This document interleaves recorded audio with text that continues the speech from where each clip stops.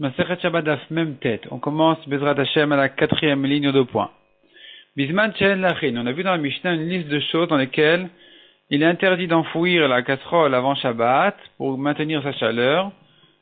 Ainsi, ces choses-là, elles sont lachin, elles sont humides ou fraîches. Mais si ça a déjà séché, alors la chaleur sera moins importante et donc on aura le droit d'enfouir dedans la casserole. Donc c'était la deuxième partie de la Mishnah qui avait dit la paille, les résidus de raisin, les résidus de laine, les herbes, toutes ces choses-là s'interdit quand c'est humide mais pas quand c'est sec. Et la Gemara demande qu'est-ce que ça veut dire ici le mot lach. Le mot lach il peut avoir les deux sens. Il peut vouloir dire frais et il peut vouloir dire humide. Donc ibayalu, lachin mahmat atzman. Est-ce que quand on dit humide ça veut dire humide de même parce que c'est encore frais? Odilma lachin mahmat davaracher. Ou même si ça avait déjà séché et que ça a été mouillé, ça revient dans le statut de humide qui fait que la chaleur elle est plus importante et que c'est interdit d'enfouir dedans. Tashma vient et cousi la Gemara. Nous avons ici 4 choses dans la liste de la Mishnah qui sont, comme on a dit, la paille, zagim c'est les peaux de raisin, mouchin c'est les résidus de laine, de vêtements usés, de toutes sortes de choses comme ça. Velo be'asavim ni les herbes, bisman chen lachin quand c'est humide. Donc, iam rabbi shlama lachin rahmat davar acher, ça veut bien si je dis que dans la Mishnah humide, ça veut dire humide par quelque chose de l'extérieur qui est venu le mouiller. Shapir, je comprends comment est-ce que je peux trouver dans toutes ces 4 choses-là, cette situation-là où c'est encore humide. Et la yamrat lachin rahmat atzman, mais si je dis que c'est humide à cause d'eux-mêmes, c'est humide de nature, alors mouchin, lachin mahmat atzman echim ashkachat. À propos des mouchin, on comprend pas, qu'est-ce que ça veut dire que c'est humide de nature? De quoi il s'agit mouchin? Les résidus de laine, ils ont de l'humidité de nature. Ça ne peut être là-bas que humide parce que ça a été mis en contact avec de l'eau. Répond la Gemara, non, pas du tout. On peut trouver de l'humidité naturelle en ce qui concerne les résidus de laine. Mais Marta de Beneatme, c'est la laine qui est sortie d'entre les hanches de l'animal. Il y a toujours là-bas, donc cette laine-là, il y a toujours de l'humidité là-bas parce que il y a beaucoup de transpiration dans cet endroit-là. Et donc il est toujours humide. Et c'est peut-être de ça qu'il s'agit dans la Mishnah. On n'a pas de preuve que l'humidité pourrait être même extérieure. Vea de Tane Rabbi Yoshaya, la Gemara dit que Rabbi Yoshaya a enseigné dans une braïta. Tomnin biksut yevesha, il est permis d'enfouir la casserole dans un vêtement sec, ou beperot yeveshin, ou bien dans perot yeveshin, des fruits secs, c'est comme par exemple du blé. Avalo biksut lacha, mais pas dans un vêtement humide, velo beperot lachin, ni dans du blé humide. Ici, reviendra la question, un vêtement qui est humide de nature, comment tu trouves une chose pareille? Ça ne peut être que une humidité extérieure. Répond la Gemara ici aussi, on dira, le vêtement, il est humide encore, il est encore humide de nature, de cette laine-là qui était tirée d'entre les hanches de l'animal, et donc, il y a ici de l'humidité naturelle. Et donc on n'a pas de preuve que même l'humidité extérieure serait considérée comme de l'humidité qui fait que c'est interdit d'enfouir dedans. Mishnah suivante, Tomnin beksut, il est permis d'enfouir la casserole dans un vêtement ou des pérotes ou bien dans des fruits comme par exemple des tout petits fruits comme par exemple donc les kitniot en général, le blé, Rachidi kegon chitin vekitniot, donc le blé et toutes les graines de cette taille-là, de ce genre. Ou bin tzoret shel charashim. Les tzoret shel charashim, c'est les sciures qui restent après que le charash, c'est le menuisier a travaillé, il a coupé son bois. Ou ben neoret shel pishtan daka. Neoret shel pishtan daka, Rashi explique. Non, Rashi n'est pas ici. Si, Rashi ici, oui, et Neoret ici en haut à droite. Dak, c'est le fin, chez Noarin minapishtan, qu'on secoue du lin, vekorin, etc. Donc ça, ces petites fibres fines de lin qui s'envolent quand on secoue le lin, Ça s'appelle Neoret Shel Pishtan Daka.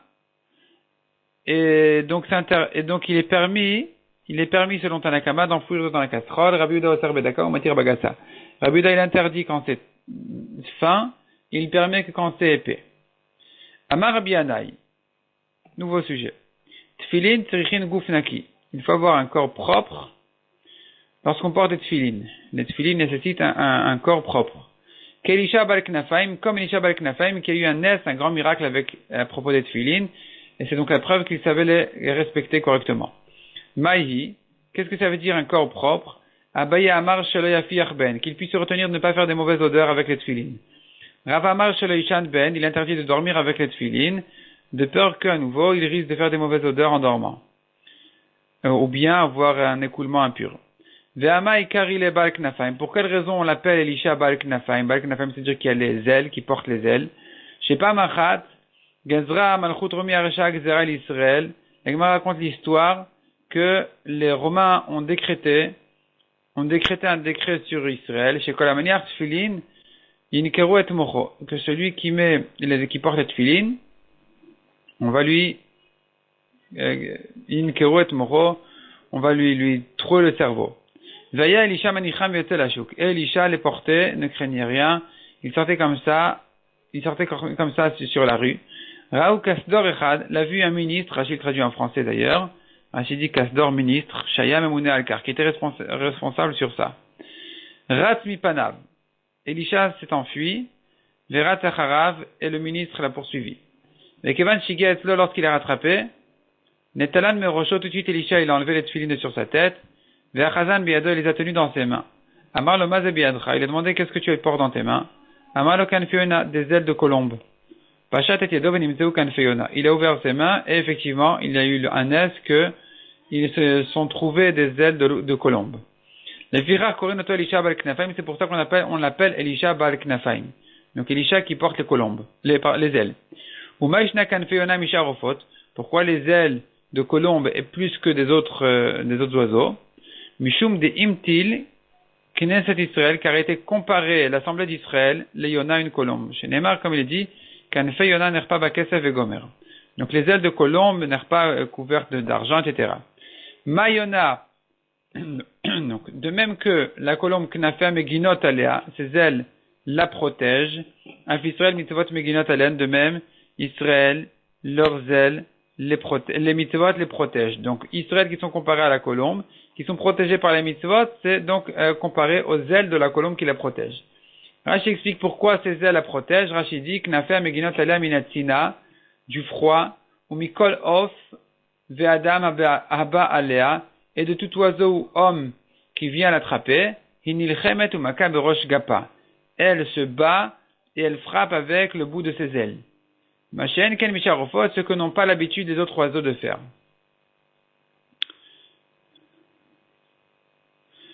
Voyons Tosfot ici en bas, Netala Meroshot. Tosfot pose une question. Pourquoi est-ce que Elisha Bal Knafaim il a enlevé les tefilines sur sa tête? Il aurait dû se laisser tuer pour ça.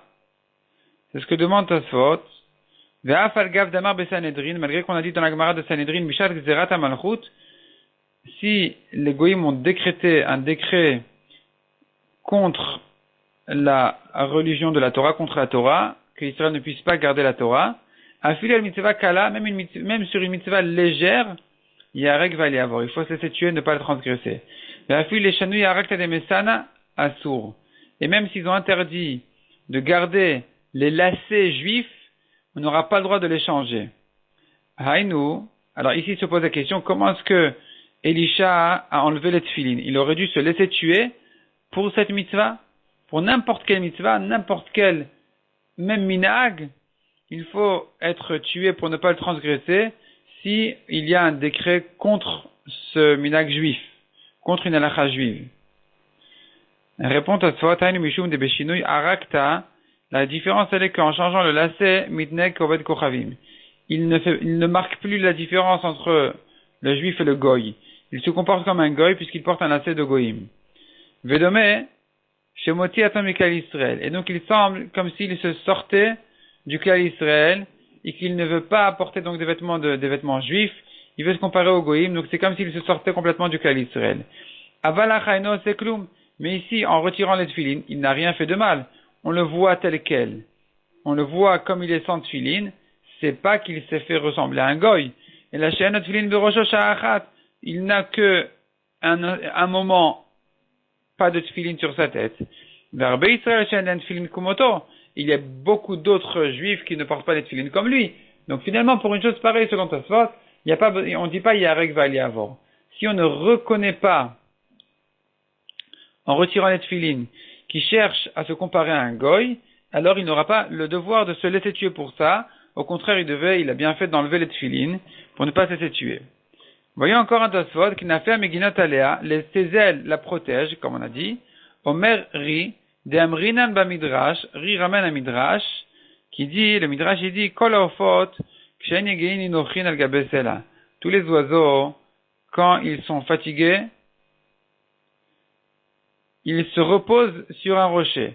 Vayona besha shiegea porachat beachat veninochet beachat. Tandis que la colombe, quand elle est fatiguée, quand elle veut se reposer, qu'est-ce qu'elle fait? Elle s'envole avec une aile et elle se repose de l'autre côté. Une aile se repose, une aile s'envole. Et donc c'est à ça que Israël sont comparés. Même quand ils se reposent, ils continuent à faire les mitzvot. Ils ont besoin de se reposer, alors peut-être que ça va venir un petit peu sur le compte des mitzvot, mais pas complètement. Ils vont toujours encore saisir au moins une partie des mitzvot. Donc il n'est pas question évidemment, chas v'shalom, de dire de faire des averot, mais disons que il va moins étudier la Torah parce qu'il est en temps de repos obligatoire et nécessaire pour sa santé. Alors là, effectivement, il va se reposer sur le compte d'une aile, mais pas se détacher complètement de la Torah. On continue dans la Gemara, bin Sorech el Charashin. Donc on a vu que les Sorech el Charashin, c'est les cires de Charashin des menuisiers, donc ces petits morceaux de bois. On a le droit d'enfouir dedans les casseroles. Ibayaleu. La Gemara pose une question là-dessus. Rabbi Yehuda. Anesorech el Charashin kai. Est-ce que Rabbi Yehuda se rapporte sur les cires des menuisiers? Oh, aneorech el pishtan. Quand Rabbi Yehuda a dit qu'il interdit quand c'est trop fin, il ne permet que quand c'est épais.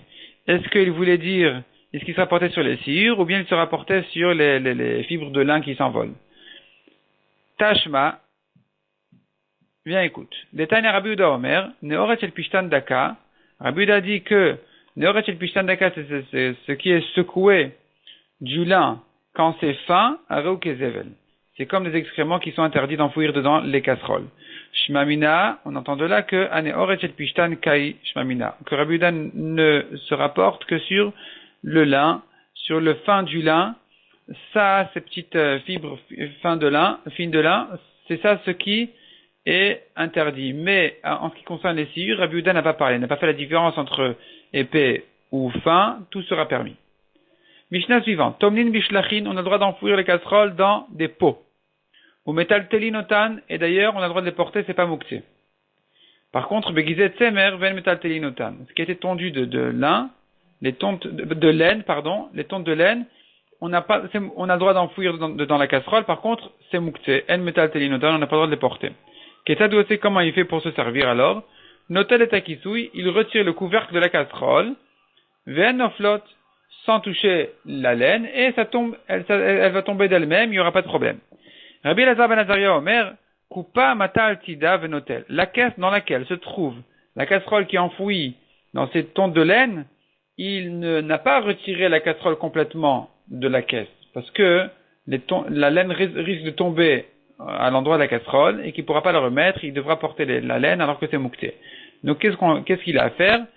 Il n'a qu'à pencher un petit peu la caisse sur son côté, venotel, et retirer son plat de la casserole, sans sortir la casserole, Shema Itol, de peur qu'il ressorte toute la casserole de la caisse, Veno Yachol Arzir, il aura un problème de la remettre. La Chachamim Omrim, Notel ou Marzir, Chachamim disent non, il n'y a pas de problème, il peut sortir la casserole et la remettre. La Gemara va expliquer que pense exactement Chachamim.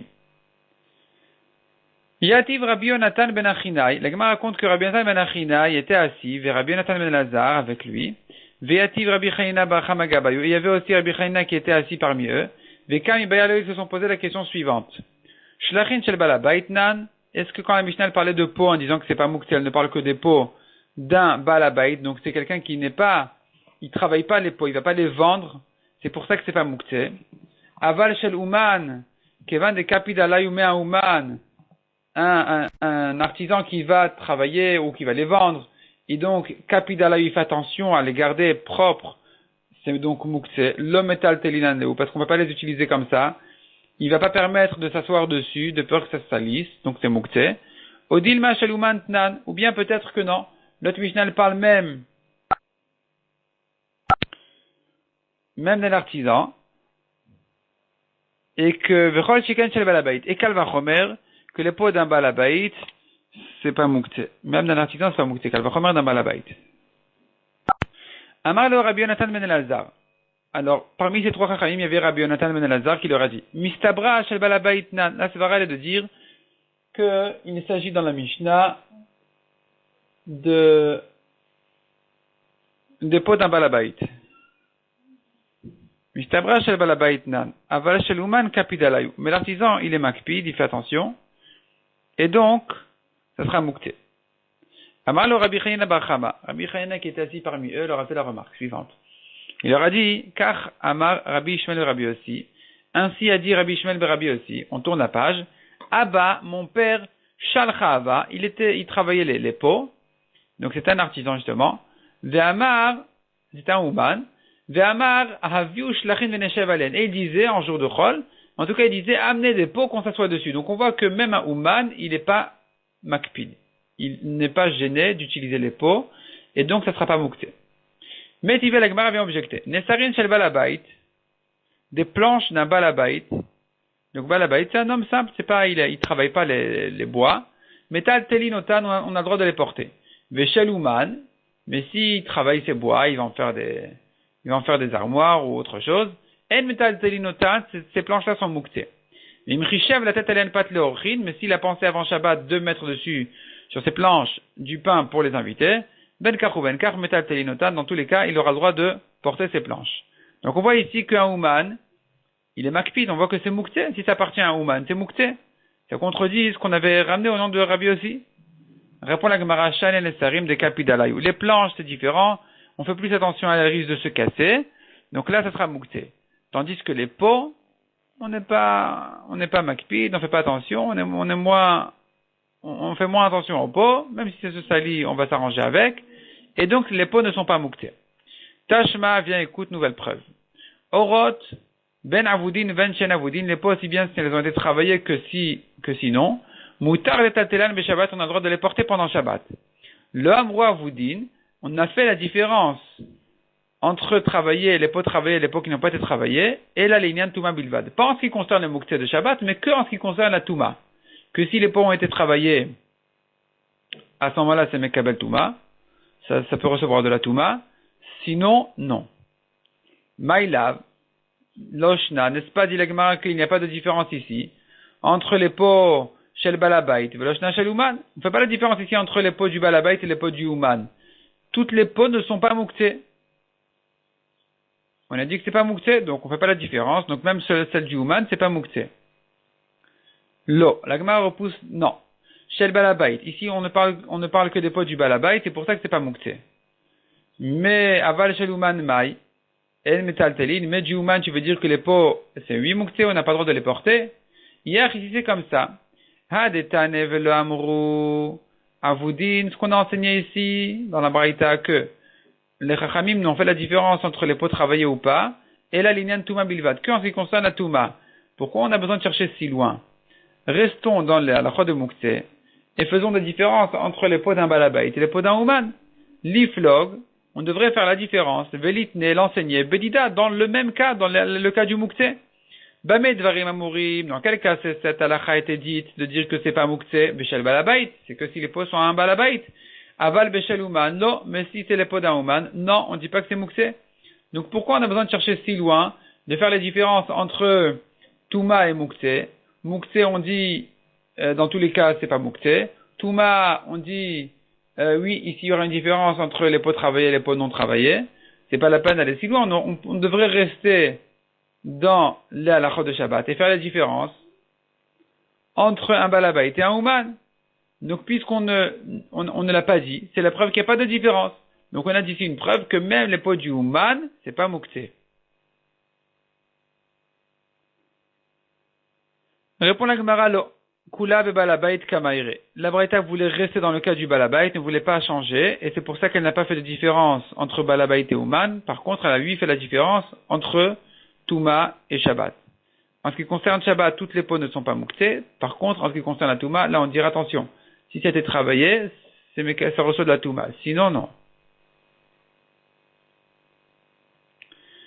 Ketane, la Gemara elle dit, finalement, cette discussion à savoir, est-ce que les pots d'un Ouman c'est Mouktsé ou c'est pas Mouktsé, c'est une marloquette Tanaïm. Orot shel balabait, les pots d'un balabait métal telinotan, on a le droit de les porter, veshel Ouman en métal telinotan. Par contre, celle d'un Ouman, c'est Mouktsé, on ne peut pas les porter. Rabbi Yossi Omer, echadze vechadze métal telinotan. Tandis que Rabbi Yossi, lui, il pense que, aussi bien les pots d'un balabait que les pots d'un Ouman, métal telinotan, on peut les porter, c'est pas Mouktsé. Donc cette même marloquette qu'on avait vue entre Rabbi Yonatan et Rabbi Hanina, entre les Amoraïm, cette même marloquette là on l'a ici entre les Tanaïm, Tanakama et Rabbi aussi, à savoir est-ce que les pots d'un Ouman c'est Mouktsé ou c'est pas Mouktsé. On continue en début de ligne, un peu avant le milieu du Hamoud. Hadur Yatve Vekami Bayaleo. À nouveau ils étaient assis et ils se posaient la question suivante. Hadetna, ce qu'on a enseigné dans la Mishnah, Avot Melachot Arbaim Chaser Achat. Il y a 40 moins 1 Melachot. Travaux interdits pendant Shabbat, il y en a 39. Kenegedmi, en rapport avec qui c'est arrivé ces 39 là? D'où est sorti ce compte-là? Amar Leu, Rabbi Hanina Bar Chama. Rabbi Hanina leur a dit, Keneged Avodat Mishkan. C'est en rapport avec les travaux du Mishkan. Tout ce qui était fait pour le Mishkan, pour la construction du Mishkan, est dorénavant devenu ce qui s'appelle un Av Melacha, un travail interdit pendant Shabbat. Amar le Rabbi Yonatan ben Rabbi Elazar, car Amar Rabbi Shimon ben Rabbi Yossi ben Lakunia. Donc Rabbi Yonatan leur a dit, ainsi a enseigné Rabbi Shimon ben Rabbi Yossi, que Neged, les 39 Melachot de Shabbat, c'est en rapport avec Melacha Melachto ou Melechet Shabbat Torah, Arbaim Chaser Achat. À chaque fois où la Torah elle a mentionné ce mot-là de Melacha, Melachto, Melechet, dans la Torah il y en a 39, et donc, ça, c'est justement les 39 Melachot de Shabbat. Puisque à 39 reprises, la Torah a cité ce mot-là de Melacha pour nous apprendre qu'il y a 39 travaux qui sont interdits pendant Shabbat. Baï Rav Yosef. Rav Yosef pose la question sur le passage qui dit, il va y avoir Abayt Alasot Melachto. Cette fois-ci, c'est Yosef Hatzadik qui est rentré à la maison, donc de la madame de Potiphar, L'Azot Melarto pour faire son travail. Et ici, Rav Yosef demande, est-ce que ce mot Melarto, il rentre dans le compte des 39, oui ou non? Miminyanaou olo. Est-ce qu'il est dans le compte ou pas? Amale Abaye, Abaye dit, mais quel est le problème? Veleti Sefer Torah. Velim ne prend un Sefer Torah, amène un Sefer Torah, et qu'on les compte. On n'a qu'à compter. Si on a 39 sans celui-là, alors d'accord, c'est pas dans le compte. Si on n'a pas 39 sans ce Melarto en question, alors apparemment il est dans les 39. Milo Amar Rabba Bar Chana Rabbi Yochanan, n'est-ce pas que Rabba Bar Chana dit au nom de Rabbi Yochanan, à propos d'une autre question, à propos d'une autre chose, là-bas il est écrit le Zazu Misham Atchevu ou Sefer Torah Umnaum. Ils n'ont pas bougé de là-bas jusqu'à ce qu'ils ont amené un Sefer Torah et qu'ils les ont comptés. Donc, bon, Rashi, au début, il dit, c'est pas sur quoi ça se rapporte. Après, il dit, ça se rapporte sur la lettre Vav. Est-ce qu'elle est Vav du mot Gachon? Est-ce qu'elle fait partie de la première moitié de la Torah ou elle est déjà dans la deuxième moitié de la Torah? En tout cas, il y a une histoire dans laquelle les Chachamim ont amené un Sefer Torah tout simplement pour venir compter le nombre de fois que ça apparaît dans la Torah. Eh bien, ici aussi, quel est le problème? Tu demandes, est-ce que le Melarto de Yosef, il est dans les 39? Amène un Sefer Torah et compte. Amar, il lui a répondu. Rav Yosef lui a répondu, non. Kikamesab Kali, mon doute il est, Mishum Dirtiv Amlacha et Adayam. Parce qu'en réalité, il y a encore un mot Melacha dans les Melachot de la Torah, sur lequel je me pose aussi la question s'il est dans le compte. En tout, il y en a 40. Il y en a 40, il faut en sortir un, et en laisser un. Et le doute se trouve sur deux mots Melacha, sur lesquels on se pose la question, et lequel des deux rentre dans le compte des 39 et lequel des deux sort du compte des 39. Donc il est écrit Vamlacha et Tadayam. Lorsqu'ils ont terminé de ramasser tout ce qui était préparé pour les dons du Mishkan, Là-bas, le pasuk dit Amlacha Aïta Dayam. Le travail était suffisant. Et là-bas aussi, on se posera la question. Miminyanahu, est-ce que le melacha de cette histoire-là, elle est dans le compte? Veha, et donc, Veha Kemande Amar, et donc le melachto de Yosef, ça sort du compte des 39. Et donc, ça va aller comme celui qui pense que la Satsachav Nirnas. Yosef est rentré faire une avera avec la madame de Potiphar. Et comme la Gemara dans Sotal dit, et en dernière minute, il a vu, par la fenêtre, il a vu son père. Il a vu son père qui lui disait, est-ce que tu veux vraiment être effacé des pierres du Rochen, dans lesquelles tous tes frères seront écrits et que toi tu vas être effacé de là-bas parce que tu vas faire la vera. Et en voyant ça, il s'est retenu, il n'a pas fait la vera. Donc ce mélarto en question, c'est pas un travail. Puisque c'est pas un travail, ça sort du compte des 39.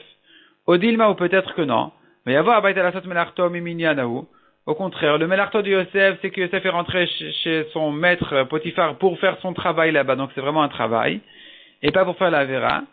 Vehaïv amalacha itadayam. Et au contraire, l'autre pasuk de amalacha itadayam, le pasuk qui dit le travail à propos du Mishkan était suffisant, c'est pas le travail qu'il fallait faire pour préparer les choses du Mishkan. Comme par exemple, tisser, toutes ces choses-là. Ou travailler l'or pour en faire des plaques, et des fils ensuite, et tout ce qu'on avait besoin pour le Mishkan. C'est pas ça, Amalacha itadayam. C'est pas sur ça que le pasuk dit ce travail en question était suffisant pour ce que on avait besoin pour le Mishkan. Il n'y avait ni en trop ni en moins. C'est pas comme ça qu'il faut comprendre ce pasuk-là. Mais Hachike Amar, des Shalim Leavita, ils ont terminé de ramasser les dons du Mishkan. Ce travail-là que de ramasser les dons du Mishkan ne rentre pas dans le sens de Melacha classique d'un travail interdit pendant Shabbat. Et donc finalement, il va sortir du compte des 39, Teikou, on reste en Safek. Donc finalement, ici on a deux fois le mot Melacha, qui pourrait s'expliquer chacun des deux de deux manières. Soit on va le comprendre dans un sens de vrai travail, soit non, ça rentre pas dans un sens de travail, mais ça porte un autre sens. Et il faudrait savoir lequel des deux il rentre dans le compte des 39 et qui voudrait dire un vrai travail, et lequel des deux sort du compte des 39 et qui ne serait pas vraiment un vrai travail. Et la Gemara reste là-dessus en Safek. Teko. Tanya Keman de Amar. La Gemara ramène maintenant une braïta comme celui qui pense que Keneged Avodat Mishkan. Que les 39 melachot de Shabbat c'est en rapport avec les 39 travaux du Mishkan. De Tanya, car on a une braïta qui dit En chayavin elal melacha shekayotze baita Mishkan. On est chayav pendant Shabbat que pour quelqu'un qui a fait une melacha qui a été fait kayotseba, une melacha de ce genre-là, elle a été faite dans le Mishkan. Hem zar'u ve'atem lo tizreu. Eux, ils devaient semer, vous n'avez pas le droit de semer. Hem katzru ve'atem lo tikteru. Eux, ils devaient cueillir et vous n'avez pas le droit de le faire. Donc là, j'explique tout ça, c'est pour les peintures qui servaient aux toiles, à colorer les toiles du Mishkan. Eux, au Mishkan, ils devaient monter les krashim, les poutres du sol aux charrettes. Vous, donc, n'avez pas le droit de faire une chose pareille que de rentrer un objet d'un domaine public comme le sol où ils étaient, un domaine privé comme la charrette. Eux, ils faisaient aussi, des fois, ils devaient descendre les krashim de sur la charrette au sol. Vous n'avez pas le droit non plus de sortir un objet d'un domaine privé comme la charrette à un domaine public comme le sol du désert quand Israël était là-bas. Eux, ils sortaient les krashim d'une charrette à une autre. Et vous, donc, n'avez pas le droit non plus de sortir un objet d'un domaine privé à un domaine privé. La Gemara s'étonne, d'un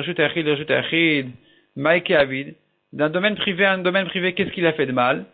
Répond la Gemara, Abaye et Rava d'Amretarvayu. Abaye et Rava qui disent les deux. Veitem Ravada Barava, et si tu veux, c'est Ravada Barava, Merjut Achid, Rejut Achid, Derech Rejut Arabim. D'un domaine privé à un domaine privé, en traversant un domaine public, c'est ça ce qui est interdit. Comme eux qui au Mishkan, ils devaient porter les krashim, donc les poutres du Mishkan, ils devaient les porter d'une charrette à une autre, en traversant le sol du désert qui était à ce moment-là, à cette époque-là, il s'appelait Reshut Arabim quand tout Israël était là-bas. Et donc finalement, ils portaient d'un domaine privé une charrette, un domaine privé une autre charrette, en traversant ce Reshut Arabim en question.